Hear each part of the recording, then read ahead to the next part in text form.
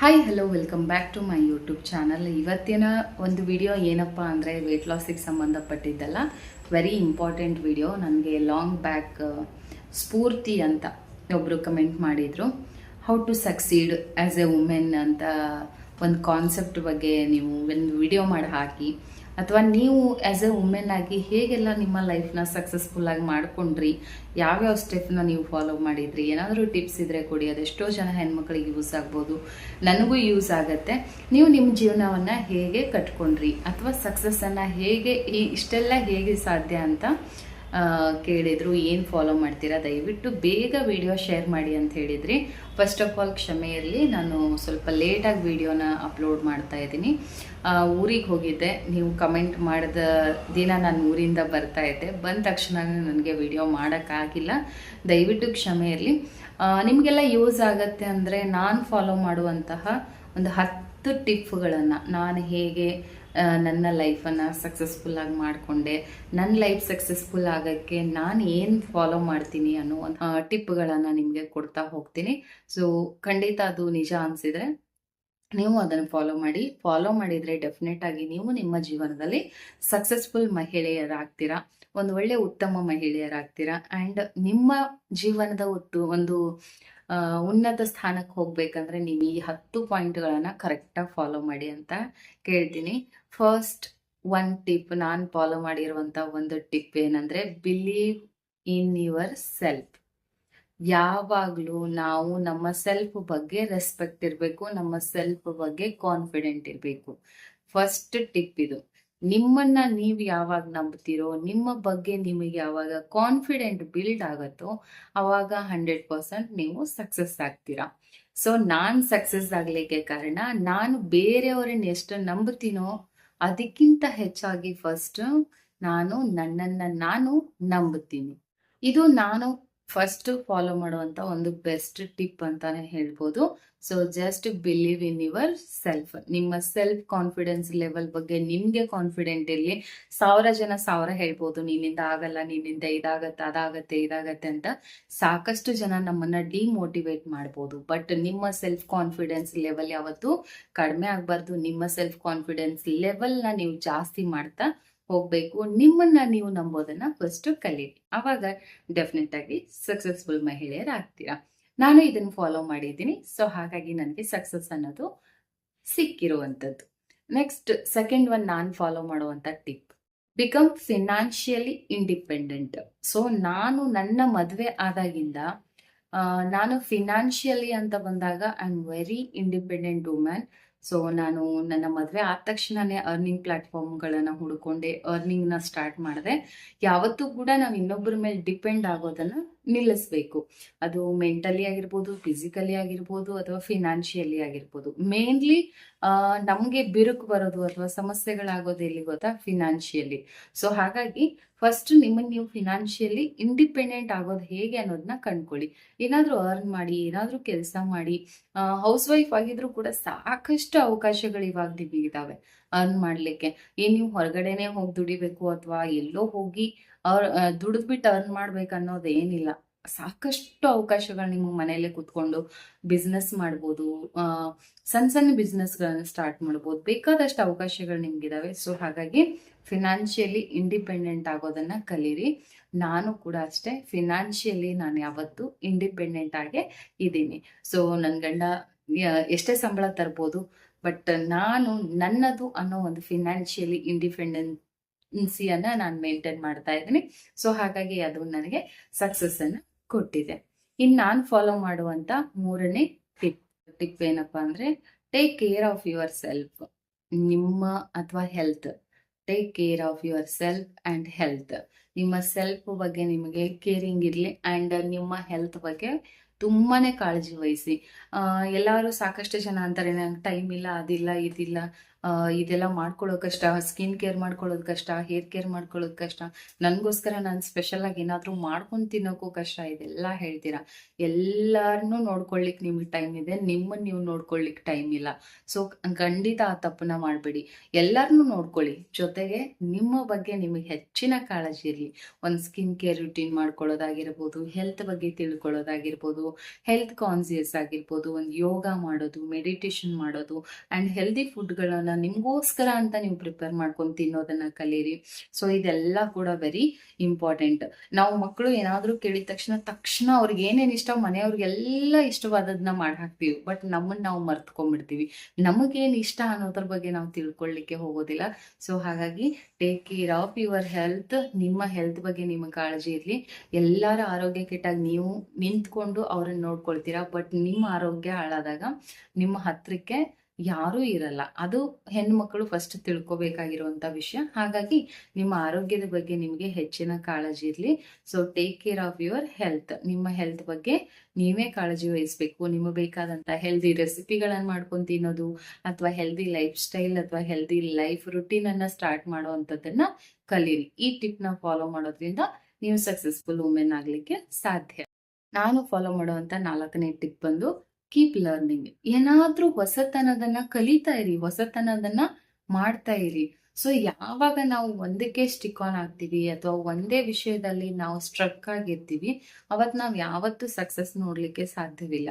So ನಾನೇನ್ ಮಾಡ್ತೀನಿ ಅಂದ್ರೆ, ಪ್ರತಿನಿತ್ಯ ಏನಾದ್ರೂ ಒಂದು ಹೊಸದನ್ನ ತಿಳ್ಕೊಳ್ಲಿಕ್ಕೆ ಇಷ್ಟಪಡ್ತೀನಿ, ಹೊಸದನ್ನ ಕಲೀಲಿಕ್ಕೆ ಇಷ್ಟಪಡ್ತೀನಿ. ಹಾಗೆ ಮಾಡಿದ್ರೆ ಮಾತ್ರ ನೀವು ಏನಾದ್ರೂ ಒಂದು ಸಕ್ಸಸ್ಫುಲ್ ವುಮೆನ್ ಆಗ್ಲಿಕ್ಕೆ ಸಾಧ್ಯ. ಇಲ್ಲಪ್ಪ ನನ್ಗೇನೋ ಒಂದು ಗೊತ್ತಿದೆ, ಏನೋ ಒಂದು ಅಡಿಗೆ ಚೆನ್ನಾಗಿ ಅಡಿಗೆ ಮಾಡಾಕ್ಬಿಟ್ಟು ಮನೆ ನೋಡ್ಕೊಂಡು ಗಂಡ ಮಕ್ಕಳು ನೋಡ್ಕೊಂಡು ಇದ್ಬಿಟ್ರೆ ನಾನು ಸಕ್ಸಸ್ಫುಲ್ ಅಲ್ಲ. ಪ್ರತಿನಿತ್ಯ ಹೊಸತನದನ್ನ ಕಲೀರಿ. ಒಂದು ಹೊಸ ರೆಸಿಪಿ ಕಲಿಯೋದಾಗಿರ್ಬೋದು, ಹೊಸದಾದಂಥ ಒಂದು ಕ್ರಿಯೇಟಿವಿಟಿ, ರಂಗೋಲಿ ಬಿಡಿಸೋದಾಗಿರ್ಬೋದು, ಅಥವಾ ಡ್ರಾಯಿಂಗ್ ಬಿಡಿಸೋದಾಗಿರ್ಬೋದು, ಒಂದು ಹಾಡು ಹೇಳೋದಾಗಿರ್ಬೋದು, ಕವಿತೆ ಕವನಗಳನ್ನು ಬರೆಯೋದಾಗಿರ್ಬೋದು, ಅಥವಾ ಏನಾದರೂ ಒಂದು ಬರವಣಿಗೆಯನ್ನು ನಿಮ್ಮ ಲೈಫಲ್ಲಿ ಇನ್ಕ್ಲೂಡ್ ಮಾಡ್ಕೊಂಡು ಈ ಥರದ್ದೇನಾದರೂ ಹೊಸತನದನ್ನ ಕಲಿತಾ ಬಂದಾಗ ಏನಾಗುತ್ತೆ, ನಿಮ್ಮ ಕಲಿಕೆ ಪ್ರಾಸೆಸ್, ಲರ್ನಿಂಗ್ ಪ್ರಾಸೆಸ್ ದೊಡ್ಡದಾಗತ್ತೆ. ಅವಾಗ ಸಕ್ಸಸ್ ನಿಮಗೆ ತುಂಬ ಸುಲಭವಾಗಿ ಸಿಗುತ್ತೆ ಆ್ಯಂಡ್ ಹತ್ರ ಆಗುತ್ತೆ. ಸೊ ಈ ಪಾಯಿಂಟನ್ನು ಕೂಡ keep in your mind. So ಇದನ್ನು ನಿಮ್ಮ ತಲೆಯಲ್ಲಿ ಇಟ್ಕೋಬೇಕು. ನೀವು ಒಬ್ಬರು ಸಕ್ಸಸ್ಫುಲ್ ಮಹಿಳೆ ಆಗಬೇಕು ಅಥವಾ ವುಮೆನ್ ಆಗಬೇಕಂದ್ರೆ ಕಲಿಕೆ ಅನ್ನೋದು ಎವ್ರಿ ಡೇ ತುಂಬ ಇಂಪಾರ್ಟೆಂಟ್. ವೆಹಿಕಲ್ ಓಡ್ಸಕ್ಕೆ ಬರ್ತಾ ಇಲ್ವಾ, ಕಲೀರಿ. ಅಥವಾ ಯಾವುದಾಗಲ್ಲ ಅನ್ಕೋಬೇಡಿ, ಎಲ್ಲವೂ ಸಾಧ್ಯ ನಮ್ಮಿಂದ, ಎಲ್ಲಾನು ನಾವು ಕಲಿಬಹುದು. ಸೊ ಹಾಗಾಗಿ ಪ್ರತಿನಿತ್ಯ ನಾವೇನಾದ್ರೂ ಒಂದು ಕಲಿಕೆಯನ್ನು ನಮ್ಮ ಜೀವನದಲ್ಲಿ ಅಳವಡಿಸ್ಕೊಳ್ಬೇಕು. ಆವಾಗ ನಾವು ಸಕ್ಸಸ್ಫುಲ್ ಮಹಿಳೆ ಆಗಲಿಕ್ಕೆ ಸಾಧ್ಯ ಆಗುತ್ತೆ. ಸೊ ಇದು ಕೂಡ ನಾನು ಫಾಲೋ ಮಾಡುವಂತ ಇನ್ನೊಂದು ಟಿಪ್. ಮೇನ್ಲಿ ನಾನು ಇಂಪಾರ್ಟೆಂಟ್ ಕೊಡುವಂತ ಒಂದು ಟಿಪ್ ಅಂದ್ರೆ ಇದು ಅಂತ ಹೇಳ್ಬೋದು. Choose good people around you. So ನಿಮ್ಮ ಸುತ್ತಮುತ್ತ ಜನ ಹೇಗಿದಾರೋ ಅದ್ರ ಮೇಲೆ ನಿಮ್ಮ ಸಕ್ಸಸ್ ನಿಂತಿರುತ್ತೆ. ಹಾಗಾಗಿ ಯಾವಾಗಲೂ ಅಷ್ಟೇ ನೀವು ಎಂತಹ ಒಂದು ಜನರ ಸಹವಾಸ ಮಾಡಬೇಕು ಅಥವಾ ಎಂತಹ ಜನರ ಜೊತೆ ಬೆರಿಬೇಕು ಅನ್ನೋದನ್ನ ಫಸ್ಟ್ ನಾವು ತಿಳ್ಕೊಂಡಿರ್ಬೇಕು. ನಮ್ಮ ಸರೌಂಡಿಂಗ್ ಇರುವಂತ ಜನ ಒಳ್ಳೆಯವರಾಗಿರ್ಬೇಕು. ಎಲ್ಲಿ ನಕಾರಾತ್ಮಕ ಆಲೋಚನೆಗಳಿರ್ತಾವೋ ಅಲ್ಲಿ ನಮ್ಮ ಸಕ್ಸಸ್ಸನ್ನು ಅವರು ಎಳೀತಾ ಇರ್ತಾರೆ, ಕಾಲು ಎಳೀತಾ ಇರ್ತಾರೆ. ಸೊ ಹಾಗಾಗಿ ಸಕಾರಾತ್ಮಕವಾದಂಥ ವ್ಯಕ್ತಿಗಳ ಸಹವಾಸ ಇರಲಿ, ನಕಾರಾತ್ಮಕವಾದಂಥ ವ್ಯಕ್ತಿಗಳಿಂದ ದೂರ ಇರಿ. ಸೊ ಹಾಗಾಗಿ ನೀವು ಆದಷ್ಟು ನಿಮ್ಮ ಸರೌಂಡಿಂಗ್ ಅಥವಾ ಪೀಪಲ್ ಹೇಗಿರ್ಬೇಕು ಅನ್ನೋದನ್ನ ನೀವು ಫಸ್ಟು ತಿಳ್ಕೊಂಡು, 10 ಜನ ಇರಲಿ, ಒಳ್ಳೆ ಜನರ ಜೊತೆ ನಮ್ಮ ಒಡನಾಟ ಇರಬೇಕು, ಒಳ್ಳೆ ಬುದ್ಧಿವಂತರ ಜೊತೆ ನಮ್ಮ ಒಡನಾಟ ಇರಬೇಕು, ಒಳ್ಳೆ ಕಷ್ಟಪಟ್ಟು ಮೇಲೆ ಬಂದಂತಹ ವ್ಯಕ್ತಿಗಳ ಜೊತೆ ನಮ್ಮ ಒಡನಾಟ ಇರಬೇಕು, ತಿಳುವಳಿಕೆ ಇರುವಂತಹ ವ್ಯಕ್ತಿಗಳ ಜೊತೆ ನಮ್ಮ ಒಡನಾಟ ಇರಬೇಕು. ಅಜ್ಞಾನಿಗಳ ಸಂಘ ಯಾವತ್ತಿಗೂ ಕೂಡ ವ್ಯರ್ಥ. ಸೊ ಹಾಗಾಗಿ ನಿಮ್ಮ ಸುತ್ತಮುತ್ತ ಇರುವಂತ ಪೀಪಲ್ನ ನೀವು ಹೇಗೆ ಚೂಸ್ ಮಾಡ್ತೀರಾ ಅದ್ರ ಮೇಲೆ ನಿಮ್ ಸಕ್ಸಸ್ ಇರುತ್ತೆ. ಯಾಕಂದ್ರೆ ನಮ್ಮ ಸಕ್ಸಸ್ಗೆ ಖುಷಿ ಪಡೋರ್ಗಿಂತ ಇಲ್ಲಿ ನಮ್ಮ ಸಕ್ಸಸ್ ಆಗ್ಬಾರ್ದು ಅಂತ ಕಾಯ್ತಾ ಇರ್ತಾರೆ. ಅಂತವರ ಮುಂದೆ ನಾವು ಸಕ್ಸೀಡ್ ಆಗ್ಬೇಕಂದ್ರೆ ನಮ್ಗೆ ಯಾರೋ ಒಬ್ರು ನಿನ್ನಿಂದ ಆಗತ್ತೆ ಹೋಗು, ಈ ತರ ಮೋಟಿವೇಟ್ ಮಾಡಿ ನಮ್ಮನ್ನ ಪುಷ್ ಮಾಡುವಂತ ವ್ಯಕ್ತಿಗಳು ನಮ್ಮ ಜೊತೆಗಿರ್ಬೇಕು, ನಮ್ಮ ಸರೌಂಡಿಂಗ್ ಅಲ್ಲಿ ಇರ್ಬೇಕು. ಅವಾಗ ಮಾತ್ರ ನಾವು ಸಕ್ಸಸ್ ಕಾಣ್ಲಿಕ್ಕೆ ಸಾಧ್ಯ. ಅದಕ್ಕೋಸ್ಕರ ನಾನ್ ಸ್ವಲ್ಪ ಆ ವಿಷಯದಲ್ಲಿ ಚೂಸಿ, ಎಲ್ಲಾರನ್ನೂ ನಂಬಕ್ ಹೋಗಲ್ಲ ಅಥವಾ ಎಲ್ಲಾರ ಜೊತೆ ಒಡನಾಟ ಇಟ್ಕೊಳಕ್ ಹೋಗಲ್ಲ. ನನಗೆ ಆ ವ್ಯಕ್ತಿಗಳು ಅಥವಾ ಆ ಪರ್ಸನ್ ಸರಿ ಅನ್ಸಿದ್ರೆ, ಅವರ ವಿಚಾರಧಾರೆಗಳು, ಅವ್ರು ಬದುಕುವಂತ ರೀತಿ, ಅವ್ರು ಕಷ್ಟಪಟ್ಟು ಬಂದಿರುವಂತ ಇವೆಲ್ಲ ವಿಷಯಗಳನ್ನ ನಾನು ಮಂದಟ್ ಮಾಡ್ಕೊಂಡು ಅದನ್ನ ಇನ್ಸ್ಪೈರ್ ತಗೊಂಡು ಆ ರೀತಿ ವ್ಯಕ್ತಿಗಳನ್ನ ಮಾತ್ರ ನಾನು ಚೂಸ್ ಮಾಡಿ ನನ್ನ ಸರೌಂಡಿಂಗ್ ಅಲ್ಲಿ ಅಂತ ವ್ಯಕ್ತಿಗಳನ್ನ ಮಾತ್ರ ಇಟ್ಕೊಂಡಿರ್ತೀನಿ. ಸೊ ಇದನ್ನ ನಾನು ಫಾಲೋ ಮಾಡುವಂತ ಇನ್ನೊಂದು ಟಿಪ್. 6ನೇ ಟಿಪ್, ಸೆಟ್ ಗೋಲ್ಸ್. ಏನಾದ್ರೂ ಒಂದು ಗುರಿಗಳನ್ನ ಸೆಟ್ ಮಾಡ್ಕೊಳ್ಳಿ. ನಾನು ಇಂಥದ್ದಾಗ್ಬೇಕು, ಇವಾಗ ನನ್ನ ಗುರಿ ಪ್ರೆಸೆಂಟ್ ನಾನು ಯೂಟ್ಯೂಬರ್ ಆಗಿ ಚೆನ್ನಾಗಿ ನನ್ನ ಒಂದು ಸೋಷಿಯಲ್ ಮೀಡಿಯಾ ಇನ್ಫ್ಲೂಯೆನ್ಸ್ ಆಗಿರ್ಬೋದು, ಅಥವಾ ಒಂದು ಒಳ್ಳೆ ಐಡೆಂಟಿಟಿ ನನಗೆ ಸಿಕ್ಕಿದೆ. ಬಟ್ ನನ್ನ ಗೋಲ್ ಇರೋದು ಈ ವರ್ಷ ಹೇಗಾದ್ರೂ ಮಾಡಿ ಎಷ್ಟು 1,00,000 ಜನ ಸಬ್ಸ್ಕ್ರೈಬರ್ ಕಂಪ್ಲೀಟ್ ಆದ್ರೆ ನನಗೆ ಸಿಲ್ವರ್ ಪ್ಲೇ ಬಟನ್ ಸಿಗುತ್ತೆ ಯೂಟ್ಯೂಬ್ ಟೀಮ್ ಕಡೆಯಿಂದ. ಸೊ ನನ್ನ ಗೋಲ್, ಈ ವರ್ಷದ ನನ್ನ ಗೋಲ್ ಏನಂದ್ರೆ ಆ ಸಿಲ್ವರ್ ಪ್ಲೇ ಬಟನ್ ನಾನು ತಗೊಳ್ಳೇಬೇಕು ಅನ್ನೋದು ನನ್ನ ಗೋಲ್ ಆಗಿದೆ. ಆ ತರ ನೀವು ನಿಮ್ ಜೀವನದಲ್ಲಿ ಏನಾದ್ರೂ ಒಂದು ಮಾಡ್ಬೇಕು ಅಥವಾ ಏನಾದ್ರೂ ಒಂದು ವಿಷಯವನ್ನ ನೀವು ಪಡ್ಕೊಳ್ಬೇಕು ಅಂದ್ರೆ ನೀವು ಆ ಗೋಲ್ ಅನ್ನ ಸೆಟ್ ಮಾಡ್ಕೊಳ್ಳಿ. ಫಸ್ಟ್ ನಿಮ್ಮ ಮೈಂಡ್ ಅಲ್ಲಿ ಒಂದು ಗೋಲ್ ಅನ್ನ ಸೆಟ್ ಮಾಡ್ಕೊಳ್ಳಿ. ನಾನು ಈ ವರ್ಷ ಇಂಥ ಸಾಧನೆ ಮಾಡ್ಬೇಕು, ಅಥವಾ ಇಂಥದ್ದನ್ನ ನಾನು ಕಲಿಬೇಕು, ಇಂಥದ್ದನ್ನ ನಾನು ಪಡ್ಕೊಳ್ಳೇಬೇಕು. ಈ ರೀತಿ ಒಂದು ಮೈಂಡ್ ಸೆಟ್ ಅಥವಾ ಗೋಲ್ ಅನ್ನ ನೀವು ಸೆಟ್ ಮಾಡ್ಕೊಂಡ್ರೆ ಮಾತ್ರ ನೀವು ಸಕ್ಸಸ್ ಅನ್ನ ಕಾಣ್ಲಿಕ್ಕೆ ಸಾಧ್ಯ ಆಗುತ್ತೆ. ಇದನ್ನ ನೀವು ಫಾಲೋ ಮಾಡ್ಬೇಕಾಗತ್ತೆ. ಅಂಡ್ ಲಾಸ್ಟ್ 7th ಒನ್ ನಾನು ಹೇಳಕ್ ಇಷ್ಟಪಡೋದಂದ್ರೆ, ಡೋಂಟ್ ಫಿಯರ್ ಫೇಲ್ಯೂರ್ಸ್. ಒಂದು ಫೇಲ್ಯೂರ್ಸ್ 10 ಸಕ್ಸಸ್ಸಿಗೆ ಕಾರಣ ಆಗುತ್ತೆ. ಸಾಕಷ್ಟು ಜನ ನಾವು ಜೀವನದಲ್ಲಿ ಏನಾದ್ರೂ ಒಂದ್ಸಲ ಸೋತ ತಕ್ಷಣ ಅಲ್ಲಿ ಕೈ ಚೆಲ್ಲಿ ಕೂತ್ಕೊಂಡ್ಬಿಡ್ತೀವಿ. ಅಪ್ಪ ಸಾಕಪ್ಪ, ಇದು ನಮ್ಗೆ ಏನು ಸೋಲಾಯ್ತು, ನಾನೇನು ವಿನ್ನಿಂಗ್ ಪ್ರಾಸೆಸ್ ಇಲ್ಲ ನನ್ನ ಲೈಫಲ್ಲಿ, ನನ್ಗೆ ಏನೂ ಸಿಗಲ್ಲ, ಈ ತರ ಎಲ್ಲ ನಾವು ಯೋಚನೆ ಮಾಡ್ತೀವಿ. ಅದನ್ನ ಫಸ್ಟ್ ಬಿಡ್ಬೇಕು. ಸೋತಾಗ್ಲೇ ತಾನೇ ಗೆಲುವಿನ ರುಚಿ ಸಿಗಕ್ಕಾಗೋದು. ಈಗ ನಾನು ಒಂದು ಯೂಟ್ಯೂಬ್ ಚಾನಲ್ ಮಾಡಿದ್ದೆ, ನಂದೇ ತಗೊಳ್ಳಿ. ಯೂಟ್ಯೂಬ್ ಚಾನಲ್ ಮಾಡಿದ್ದೆ, 10,000 ಸಬ್ಸ್ಕ್ರೈಬರ್ ಇದ್ರು, ಅರ್ನಿಂಗ್ ಸ್ಟಾರ್ಟ್ ಆಗಿತ್ತು. 2,000ಕ್ಕೂ ಹೆಚ್ಚು ವಿಡಿಯೋಗಳನ್ನ, ನಾನು ಒಳ್ಳೊಳ್ಳೆ ವಿಡಿಯೋಗಳನ್ನ ಅದರಲ್ಲಿ ಕ್ರಿಯೇಟ್ ಮಾಡಿದ್ದೆ. ಏನೋ ಅಚಾನಕ್ ಆಗಿ ಆ ಒಂದು ಚಾನಲ್ ಡಿಲೀಟ್ ಆಗಿ ಹೋಯ್ತು. ಸಕ್ಸಸ್ ಆದಂತ ಒಂದು ಚಾನಲ್ ಡಿಲೀಟ್ ಆಗೋಯ್ತು. ಹಾಗಂತ ನಾನು ಅದಕ್ಕೆ ಎಲ್ಲೂ ಬೇಜಾರು ಮಾಡ್ಕೊಳ್ಳಿಲ್ಲ, ಎದೆಗುಂದ್ಲಿಲ್ಲ.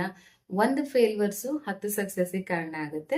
ಆಮೇಲೆ ನಾನು ಯಾಕೆ ಅದಕ್ಕೆ ಭಯ ಪಡ್ಬೇಕು, ನಾನು ಇನ್ನೊಂದು ಚಾನಲ್ ಕ್ರಿಯೇಟ್ ಮಾಡ್ತೀನಿ, ಇನ್ನೊಂದು ಚಾನಲ್ ಅನ್ನ ನಾನು ಬೆಳೆಸ್ತೀನಿ ಅನ್ನೋ ಒಂದು ಕಾನ್ಫಿಡೆನ್ಸ್ ನನಗಿತ್ತು. ಹಾಗಾಗಿ ನಾನು ಏನೂ ಕ್ವರಿ ಮಾಡಲಿಲ್ಲ, ಇನ್ನೊಂದು ಚಾನಲ್ ಮಾಡಿದೆ.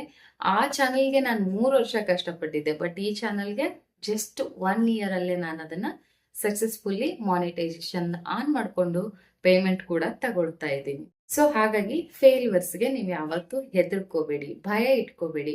ಸೋಲ್ ಬರುತ್ತೆ ಅಂದ್ರೆ ಗೆಲ್ಲೋದಕ್ಕೆ. ಸೊ ಸೋಲನ್ನ ಸಂತೋಷದಿಂದ ಸ್ವೀಕಾರ ಮಾಡಿ. ಹಾಗಂತ ಸುಮ್ಮನೆ ಕೈ ಕಟ್ಕೊಂಡು ಕುತ್ಕೋಬೇಡಿ. ಗೆಲುವಿನ ಕಡೆ ನಿಮ್ಮ ಪ್ರಯತ್ನ ಯಾವಾಗ್ಲೂ ಇರಬೇಕು. Try again, try again, try again. Practice makes a man perfect ಅಂತ ಹೇಳ್ತಾರೆ. ಸೊ ನೀವು ಎಷ್ಟು ಪ್ರಾಕ್ಟೀಸ್ ಮಾಡ್ತೀರೋ ಅಥವಾ ನೀವು ಎಷ್ಟು ಟ್ರೈ ಅಗೇನ್ ಮಾಡ್ತೀರೋ ಅಷ್ಟು ನಿಮ್ಮ ಜೀವನದಲ್ಲಿ ಸಕ್ಸಸ್ ಅನ್ನ ಕಾಣ್ತೀರಾ. ನಾನು ಇದನ್ನ ಫಾಲೋ ಮಾಡ್ತೀನಿ. Next one, respect your self. ನಿಮ್ ಬಗ್ಗೆ ನಿಮಗೆ ರೆಸ್ಪೆಕ್ಟ್ ಇರಬೇಕು. ನಾನು ಇದೇ ಹೇಳೋದು. ಎಷ್ಟೋ ಜನ ಬಂದೆ, ನೀನ್ ನೋಡಕ್ ಚೆನ್ನಾಗಿಲ್ಲ, ನೀನ್ ದಪ್ಪ ಇದೀಯಾ, ನೀನ್ ತೆಳ್ಳಗಿದೀಯಾ, ನೀನ್ ಕಪ್ಪಗಿದೀಯಾ, ನೀನ್ ಉದ್ದ ಇದೀಯಾ, ನೀನ್ ಕುಳ್ಳಕ್ಕಿದೀಯಾ, ನೀನ್ ಹಾಗಿದೀಯಾ, ನೀನ್ ದಡ್ಡಿ, ಏನಾದ್ರೂ ಹೇಳಿ. ಸೊ ನಿಮ್ಮ ಬಗ್ಗೆ ನಿಮ್ಗೆ ರೆಸ್ಪೆಕ್ಟ್ ಇರಬೇಕು. ಯಾವಾಗ ನೀವು ನಿಮ್ಮನ್ನ ರೆಸ್ಪೆಕ್ಟ್ ಮಾಡ್ತೀರೋ ಅವಾಗ ನಿಮ್ಗೆ ಸಕ್ಸಸ್ ಈಸಿ ಆಗುತ್ತೆ. ಸೊ ನಾನು ಯಾರ ಬಗ್ಗೆನೂ ಬಿಲೀವ್ ಮಾಡಲ್ಲ. ನನ್ನ ಹೊಗಳಿದವ್ರ ಬಗ್ಗೆನೂ ನಾನು ತಲೆ ಕೆಡಿಸ್ಕೊಳ್ಳಲ್ಲ, ನನ್ನ ತೆಗಳುವವ್ರ ಬಗ್ಗೆನೂ ನಾನು ತಲೆ ಕೆಡಿಸ್ಕೊಳ್ಳಲ್ಲ. ಬಟ್ ನನ್ನನ್ನು ನಾನು ತುಂಬಾ ರೆಸ್ಪೆಕ್ಟ್ ಮಾಡ್ತೀನಿ. ನಾನು ಇರುವಂತ ರೀತಿ, ನಾನು ಬದುಕುವಂತ ರೀತಿ, ನನ್ನ ಒಂದು ನಾಲೆಡ್ಜು, ನನ್ನ ಒಂದು ಎಜುಕೇಶನ್, ಪ್ರತಿಯೊಂದನ್ನು ನಾನು ರೆಸ್ಪೆಕ್ಟ್ ಮಾಡ್ತೀನಿ. ಸೊ ಹಾಗಾಗಿ ನಾನು ಹೇಳೋದಿಷ್ಟೇ, ನಿಮ್ಮ ಸೆಲ್ಫ್ ರೆಸ್ಪೆಕ್ಟ್ ಬಗ್ಗೆ, ನಿಮ್ಗೆ ಸೆಲ್ಫ್ ಬಗ್ಗೆ ನಿಮ್ಗೆ ರೆಸ್ಪೆಕ್ಟ್ ಇರಬೇಕು.